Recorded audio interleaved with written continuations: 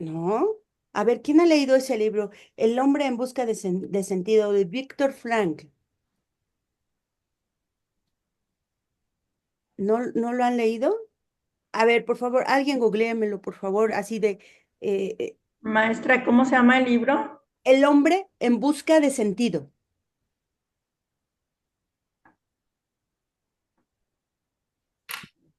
Víctor Frank. ¿No lo han leído? ¿En serio, en serio? No, yo no lo he leído, pero bueno, ya lo googleé. Ya, adelante, por favor, nada más, así una pequeña reseña así de lectura de vuelo de pájaro. ¿Qué dice ese libro? Dice, el hombre en busca de sentido es el estremecedor relato en el que Víctor Frank nos narra su experiencia en los campos de concentración. Durante esos años sintió en su propio ser lo que significaba una existencia absolutamente desprovista de todo, salvo de la existencia misma. Muy bien, Aquí, maestra, a mí me adelante. parece, el libro trata sobre cómo encontrar un propósito en medio del sufrimiento. Gracias. Así es. Si hay una cosa que podemos encontrar en la Biblia es propósito. Ujú. Y ese propósito se enseña a través de palabras, se enseña a través de descifrar la poesía, ujú. Pero esto va más allá, esto nos lleva a vivencia. Ujú. Son las dos cosas, vamos a estudiar, pero también lo vamos a vivir. Ujú. Entonces, ya me voy a meter ahora sí a lo técnico. Ahí voy, ahí voy. Ujú. Entonces, Perdón, ¿alguien sí, quiere adelante, hablar la pastora levanta su Judith? mano. Sí, por favor, adelante. Es lo que dice, el hombre en busca de sentido relata la experiencia de estos campos de concentración en la Segunda Guerra Mundial, pero dice, y la escuela de terapia que inventó para ayudarnos a afrontar esa situación. Pastora, ¿qué cree? Nuevamente tenemos el tema de su micrófono. No sé por qué no se alcanza a escuchar. ¿Y sabe qué pasa? Que durante el video su comentario no se alcanza a escuchar y sí me gustaría que pudiéramos abrirlo un poco más. No sé cómo pudiéramos hacerlo.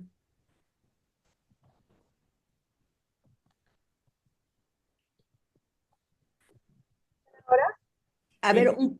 más, Entonces, más, hola, hola, ¿me escuchan? casi no.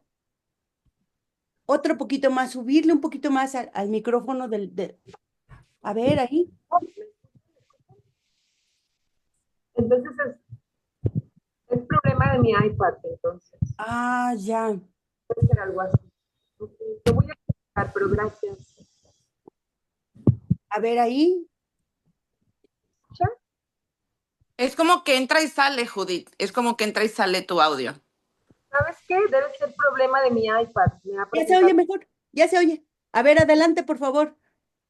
Decía que lo que estoy leyendo acá que dice eh, es el hombre en busca de sentido relata la experiencia de Víctor Frank en los campos de concentración de la Segunda Guerra Mundial. Dice, y la escuela de terapia que inventó para ayudarnos a afrontar esa misma pregunta.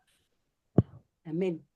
Siempre digo, y siempre es maravilloso, que a través de lo que le podemos llamar secular, porque para mí no hay secular y cristiano, porque para algo que sea cristiano tiene que haberse convertido, ¿no? Tú eres cristiano porque te convertiste al cristianismo, pero no existe tal como literatura cristiana, porque la literatura no era pecadora y después procedió al arrepentimiento y se hizo cristiana.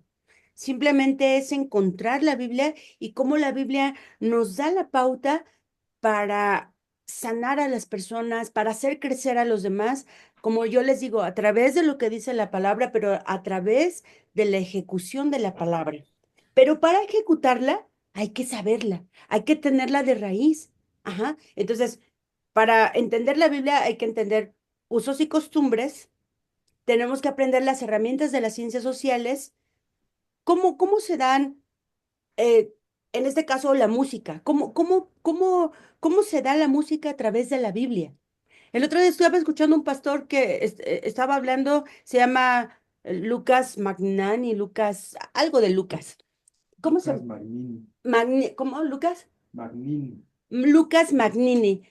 Googleenlo, Magnini. Magnin. Lucas Magnin. Googleenlo, por favor. Qué teólogo tan moderno este muchacho. Y estaba hablando acerca de la música y el efecto de la música en la sociedad. Ujú. En lo que está haciendo moderno, porque eso no pasa. La música, el concepto de la música, los mensajes que tiene la Biblia siguen vigentes. Y también la amplia producción literaria. Por ejemplo, encontramos la Biblia en Moby Dick. Encontramos la Biblia en una novela maravillosa que a mí me gusta tanto y que reformó nuestra manera de celebrar Navidad, que se llama Un cuento de Navidad. ¿Cómo se dice eso, Alma, por favor? Charles Dickens, ¿así se dice? Charles Dickens. Es Charles Dickens. Charles Dickens. Charles Dickens. Ajá. Ajá. Tú dilo, como sea, no importa, nosotros entendemos. Ya, yo lo digo porque lo quiero decir correctamente, pero fíjense, cómo de la Biblia se desprende esta novela y cambia nuestra manera de celebrar hasta hoy la Navidad. Y si nosotros nos ponemos más así, más históricos, podemos ver que este hombre no tenía dinero, que este hombre estaba acabado y a través del conocimiento de la Biblia y de su experiencia de Navidad, él da todo su recurso para escribir cuento de Navidad y cambia la historia de Inglaterra y cambia la historia del mundo. ¿Por qué? Porque nos acerca a una Navidad que es entrañable. Es una Navidad que yo quiero celebrar el día de hoy, Navidad. Yo no me quiero esperar hasta el 24. Ahí les va un ejemplo. Dice Ebenezer Scrooge, dice, no, espíritu, no me lleves. Prometo guardar la Navidad en el pasado, la voy a guardar en el presente y la voy a guardar en el futuro. No me lleves. ¿No? Y entonces, estas son las cuestiones que aprendemos cuando aprendemos hermenéutica, porque este hombre tuvo que aprender la Biblia así. Sí entiendo que la Biblia que el mensaje de salvación estuvo en el Antiguo Testamento, estuvo en el presente cuando nuestro Señor pisó la tierra, pero estará en el futuro cuando Él regrese por nosotros. Sí, fíjense cómo nos vamos formando poco a poquito. Perdónenme que no se los digo más técnico porque yo quiero que esto lo hagamos cercano. Algo de, sí, eso yo ya lo viví. Sí, eso sí me suena a mí. Ajá, ¿por qué? Porque vamos a tener que hacer análisis de figuras que son figuras retóricas, que son metáforas, algo que encontramos en la Biblia muy común y que nuestro mensaje, básicamente como teólogos, tiene que ser un mensaje cristocéntrico. ¿Qué es cristocéntrico y hacia dónde quiero ir? Que encontramos algo en exégesis que se llama tipología. ¿Alguien sabe lo que es la tipología o lo explico? Eso, Explíquelo. ¿mandé? Explíquelo. Tipología son los tipos de Cristo en el Antiguo Testamento. Es encontrar los ejemplos de Cristo en el Antiguo Testamento. Por ejemplo, una tipología de Jesús es José el soñador. Ujú. Una tipología de Jesús en la Biblia es Moisés como libertador. Ujú. No solamente como legislador, sino como libertador. Ujú. Una tipología de Dios y una tipología de Cristo es cuando Jacob lucha con el ángel de Jehová. Ahí haciendo exégesis, unos van a decir, era el ángel de Jehová, no era el ángel que Jehová mandó, pero otros van a decir, es el mismo Jesucristo que está peleando con él. Ujú. Es encontrar tipos de Jesús en la Biblia. Y bueno, para mí lo más representativo, Isaías 63, como cordero fue llevado al matadero. Totalmente, el Mesías ahí. Ujú. Y encontramos algo acerca de la poesía hebrea. La poesía hebrea no es como, oh, madre querida, madre adorada, ¿no? Yo te invito al cine y tú pagas la entrada. No, no es así. No va rimando y no va haciendo esa rítmica que el español tiene. La poesía hebrea nos habla acerca de el yo, ujú, y de cómo yo me comunico con Dios y a la vez cómo Dios se comunica conmigo. Lo que Dios es en su majestad y lo que yo convierto ese pensamiento a su majestad. Y entonces mi pensamiento va teniendo un galope. Fíjense, en la Biblia pasa eso. La mente va teniendo un galope a través de que uno va leyendo salmos, particularmente salmos. Salmos significa canción. Entonces, cuando ustedes y yo leemos los salmos, nuestra mente va teniendo un galope. Ujú. Y dice, alzaré mis ojos a los montes. ¿De dónde vendrá mi socorro? Mi socorro viene de Jehová. Entonces empiezas a hacer un galope. Tu mente empieza a galopear. Y si alguien sabe algo de equinoterapia, ¿qué es meter a un niño a ese estímulo? A una rítmica, a un trote. Tiene una constancia. Eso va estimulando el cerebro de un niño, de modo que empieza a soltar endorfinas, empieza a soltar esas redes neuronales, de modo que van fortaleciendo su mente. Así nosotros cuando estudiamos la poesía hebrea, nosotros nos metemos a galope. Pa, pa, pa. Bienaventurado el hombre que no anduvo en consejo de malos, ni en silla de escarnecedores se ha sentado. Y entonces uno ya va teniendo ese galope. Por eso uno va anhelando la Biblia, ¿no? Porque ahí es donde uno encuentra ese perfecta paz. Pues sí, imagínense si todo el tiempo estamos galopando en esto, nuestras redes neuronales son distintas, mis hermanos, a comparación de la gente del mundo que no conoce la palabra de Dios. Y nosotros somos intérpretes, nosotros somos traductores de eso. Ajá. Y luego, no sé si les ha pasado a mí me pasa muy seguido. Diana, pásame un salmo de la protección. Ajá. ¿No les han dicho? A ver, ahorita estoy deprimido, ¿qué salmo me recomiendas, no? Y ahí está uno recetando salmos, ¿sí? Pero yo siempre digo, ¿quieres un salmo así que tú digas, este es el salmo de los salmos? Para mí, yo sé que ustedes me van a decir Diana el 23 y no va a haber discusión. Bueno, vamos a poner el 23 y el Salmo 119. Si nosotros somos capaces de enseñarle a la gente y explicarle a la gente el Salmo 119, nosotros vamos a ser sanadores profesionales, maestros profesionales de la Biblia. ¿Por qué? Porque va a sanar a aquel que le estás enseñando, pero también te va a sanar a ti.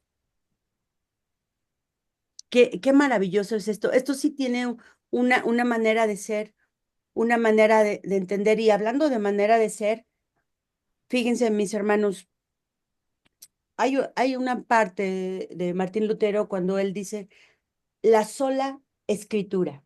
Y solamente me voy a dedicar a esta sola. Ujú. ¿Alguien, por favor, me puede leer Lucas 24 del 25 al 27? Solamente me voy a dedicar a esto, a la sola escritura. Hay otras, la sola fe, solo de Dios la gloria. ¿Mm? En este momento en hermenéutica le voy a dar la importancia a la sola palabra, a la sola Lucas escritura. 24, ¿qué, perdón? Del 25 al 27. Ya lo tengo, maestra. ¡Aus! Bueno, léanlo. Ah, no, Bueno, está bien, está bien. ¿qué versión tiene una y qué versión tiene la otra? Reina Valera 1960. Ajá, La misma, la la misma. misma. Bueno, Que la lea. adelante, léanlo.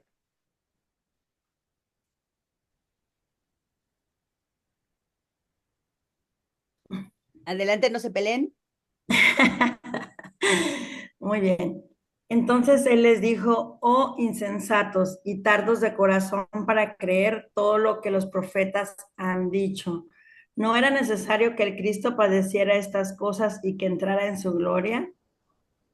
Y comenzando desde Moisés y siguiendo por todos los profetas, les declaraba en todas las escrituras lo que de él decían. Así es. Entonces, él mismo dio su tipología. Él mismo habló de sí mismo. Incluso estando en vida, nuestro Señor, ¿qué les dice a los fariseos? Los revienta de enojo. Le dice, antes de Abraham, yo era. Ujú. Y entonces dice, no seas insensato. Quiere decir que si nosotros no conocemos el Antiguo Testamento y no hacemos uso del Antiguo Testamento, estamos cayendo en una conducta negativa.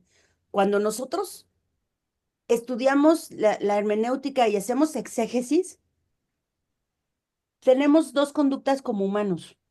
Ujú. Y esto yo lo puse, y de hecho ahí dice, miren, fíjense cómo dice que, de dónde lo saqué en su bibliografía, lo saqué del libro, del PDF, Entender las Escrituras, y hasta les puse la página 36 y 37.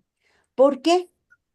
Porque cuando nosotros hacemos la exégesis de la palabra, nosotros la abordamos o la podemos abordar de dos maneras, de la manera negativa y de la manera positiva. Sayuri, por favor, ayúdame a la parte izquierda, porque yo veo que tú eres bien analítica y yo creo que tú manejas muy bien la parte izquierda.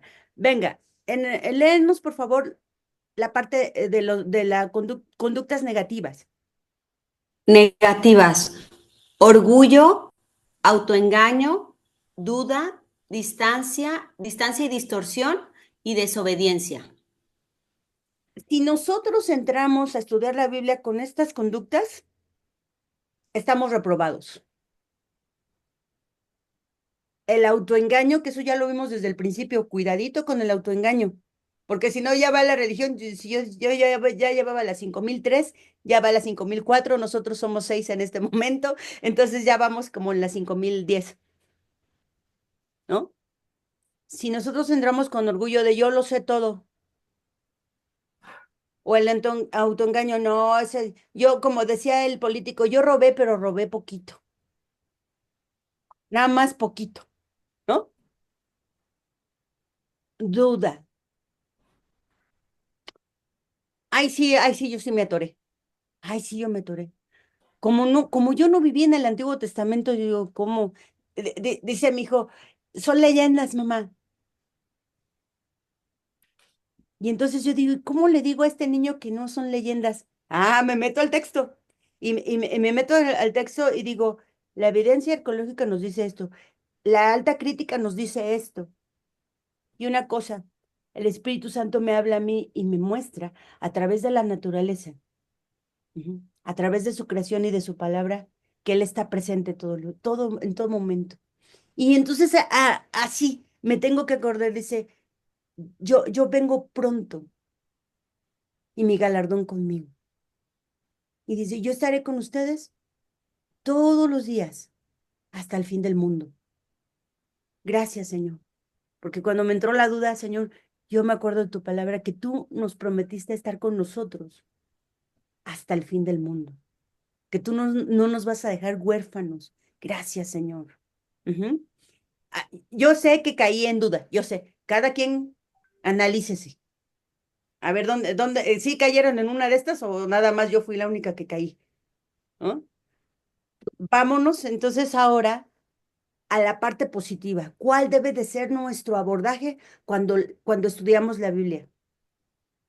A través de apertura de la mente y de honestidad. Ay, este católico me cae gordo.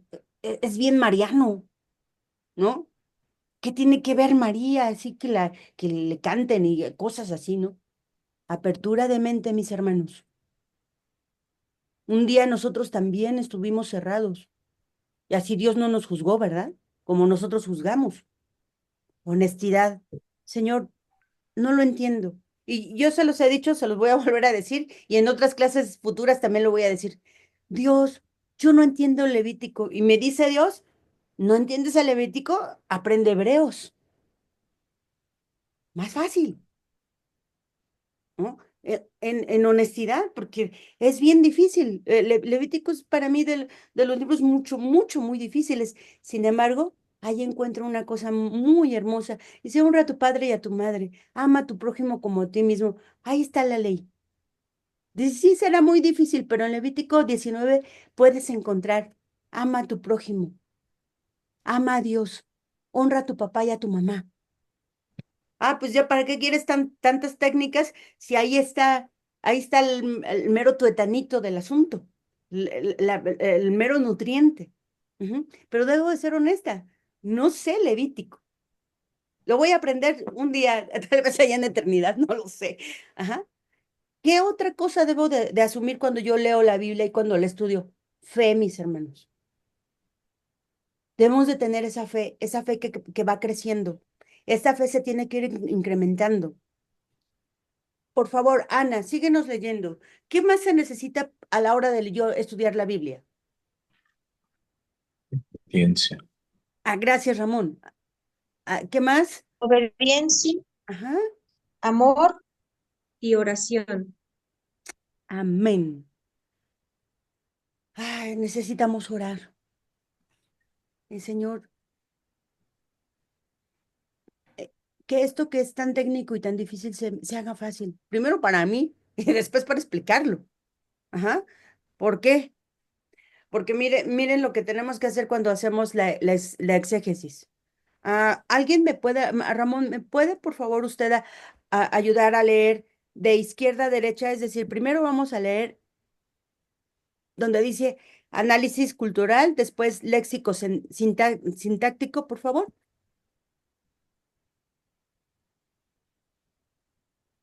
Considera el medio histrocultural en el cual el autor escribió. Ahí me detengo un poquito. Cuando nosotros hacemos la exégesis, tenemos que considerar el medio histórico cultural. ¿Qué quiere decir eso? Que tenemos que estudiar ujú, qué pasó en ese momento. Pero solamente lo estudio de la Biblia, no, señores, no, no, no, no. Tenemos que ver cuáles eran las culturas que rodeaban en ese tiempo, en ese lugar, a esta parte de la Biblia. Es decir, nosotros tenemos que ver qué pasaba en Babilonia, qué pasaba en Egipto, qué pasaba en Europa, cuáles eran las formas de ser. Por ejemplo, en tiempos de Jesús, si nacía niña y el papá no la quería, ¿saben qué hacían con las niñas? Las aventaban afuera de la ciudad y los perros hacían atrocidades. Pero los cristianos empezaron a rescatar a esos huérfanos. Ujú. Y entonces cambió la historia. ¿Qué se hacía en otro tiempo? Que un judío no podía entrar a la casa de un romano, no podía entrar a la casa de un cobrador de impuestos por traidores, por idólatras. Entonces debemos de entender eso, cuál era el pensamiento, cuál era la manera de ser, usos y costumbres. Yo siempre les he dicho, a ver, por qué daban mucho dote por Sara? ¿Se pueden imaginar la belleza de Sara que teniendo 70 años los hombres la buscaban? Tenemos que analizar el medio histórico cultural. Yo siempre he pensado, y no lo sé, no lo sé, que no era una belleza como la que nosotros ahora, hoy en día entendemos, ¿no? Yo pienso que Sara era gordita. Lo voy a decir por qué. Porque antes el hecho de ser gordito era un símbolo de sanidad, de abundancia. Ah, mira qué rozagante está. Incluso los mensajes de alguien que está abundante y pleno, o los caricaturistas que dibujan a los ricos, ¿cómo los dibujan? Obesos, porque tienen mucho. Entonces, al ser ella bella, ujú, al comportarse como señora, llamaba la atención. No era una persona esclava, no era una sirvienta, era una señora. Y aparte de ser señora, era abundante, ¿no? O sea, era una persona que sabía tratar a su marido, le decía señor. Todo esto debemos de aprender a entender cómo una mujer puede abordar a un hombre. ¿Mm? ¿Cómo se aborda a un hombre? Y esto nos puede ayudar Ve el ejemplo de Sara, de manera que seas llamada hija de Sara. Ahí lo dice Pedro. No es porque tenga mucho oro, porque tenga un buen peinado o una buena ropa. No, fíjate cómo respetaba al esposo. Híjole, en esta liberación femenina me estás diciendo que la mujer tiene que respetar, honrar al marido. Sí, no lo digo yo, lo dice la historia. Y miren lo que le resultó. El hombre, el hombre decía, no, es que es mi hermana, y los otros le daban dote, decir, no me toques. Aquí está la dote, Dios te bendiga. Yo no le hice nada, ¿eh? Soy libre de esta situación. ¿Por qué? Porque antes cualquier rey, si una mujer le gustaba, dice, tráela a mi harem, no hay problema. ¿Cómo que harem? ¿Cómo que? Sí, tenemos que aprender estas situaciones que son histórico-culturales. Adelante, por favor, Ana, ayúdame a leer análisis léxico-sintáctico.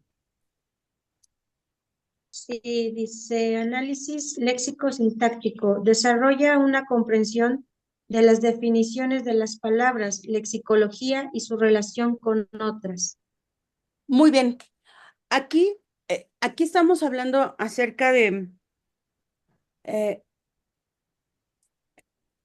del origen de las palabras.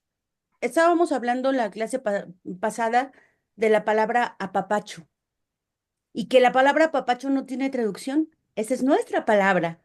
Ajá. ¿Y qué quiere decir? Te abrazo. Ajá. Te abrazo con todo el corazón. Hermenéutica. Transmitir el mensaje de una manera efectiva. Eso es lo que quiere decir hermenéutica. Ujú. Entonces, es algo más allá, es algo más profundo, como decir casa, porque para el hebreo la palabra casa no es lo mismo para nosotros la palabra casa. Yo aquí estoy transmitiendo desde su casa, ¿no? Aquí están las paredes, los muebles, pero para Dios y en su principio, casa significa te voy a dar un paraíso. Bereshit, que quiere decir casa, principio. En el principio Dios nos dio una casa. ¿Sí? Ese es el corazón de Dios. Dios te dio una casa. ¿Y cómo es tu casa? ¿No? Como a los niños cuando les preguntaban en el kinder, oye, ¿y cómo es tu casa? Dibuja tu casa, ¿no? Y todo el mundo, y fíjense cómo de niños siempre dibujamos un árbol. Ujú. Dibujamos ventanas, caminos. Ujú. ¿Por qué? Porque eso está en nuestro inconsciente, en la memoria más antigua, siempre está buscando el paraíso. Y aquí es algo, es una terminología que yo uso mucho. Fíjense en la música del mundo. ¿Cuántas canciones de paraíso existen? Look in the Paradise, he buscado el paraíso, el Edén. Siempre tenemos el anhelo de retorno a casa. ¿Por qué? Porque esta palabra que significa casa es el deseo del corazón de Dios que nosotros vivamos en casa. Allí en una casa, pues todos tenemos una casa. Mira la transmisión, Diana, ¿no ves? Sí, no es lo mismo que tengas una casa a que tengas un hogar, donde Dios sea el centro de tu hogar, donde no, Jesús no es el invitado, Él es el dueño, Él es el rey de esta casa, donde se honra y se respeta su palabra. Ujú. Entonces, yo estoy segura que su significado de casa el día de hoy ha cambiado.